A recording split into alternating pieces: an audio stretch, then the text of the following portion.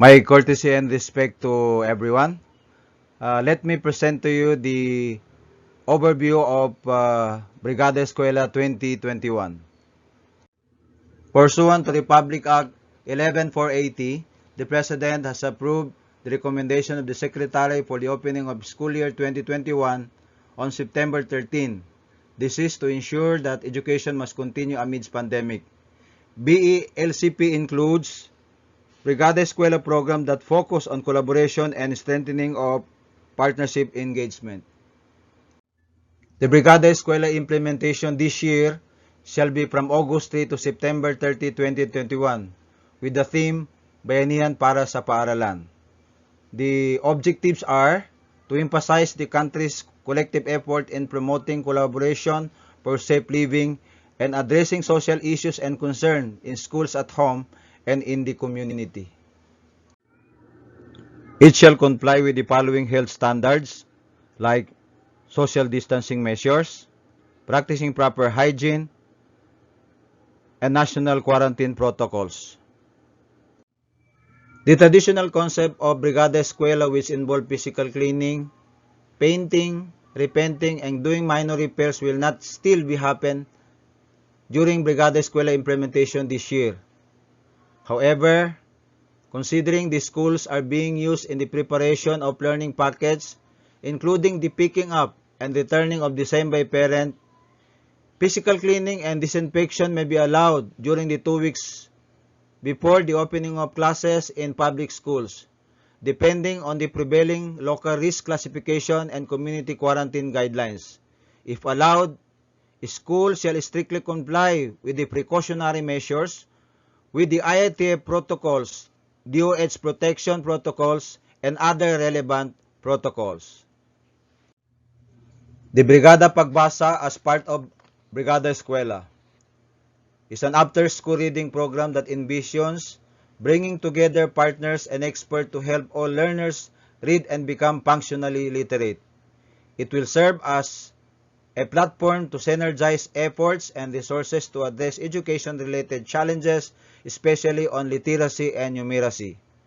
It will also create opportunities for all stakeholders to contribute possible solutions to the current gaps in the country's education system, especially in equipping the learners with 21st century skills.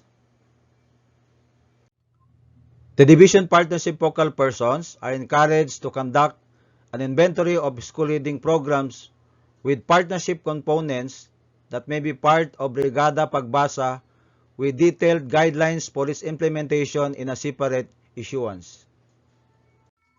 For safety and preparations, the school heads are recommended to prepare the following: safe learning facilities, school disaster management, and risk reduction and resilience education. The school heads must be reminded that Brigada Escuela champions the spirit of voluntarism, ensures support for the provision of learning opportunities while ensuring the health, safety, and protection of learners, teachers, and personnel.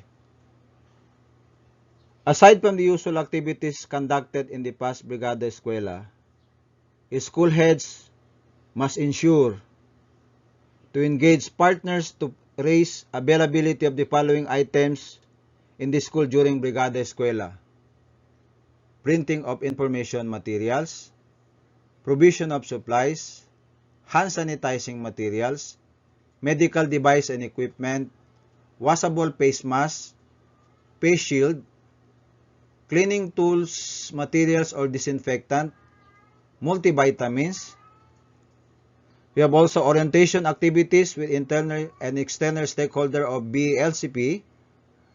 There shall be no Brigada Escuela fee, and a prohibition to receive assistance of support from tobacco industry and contribution or support from official candidates for local or national election.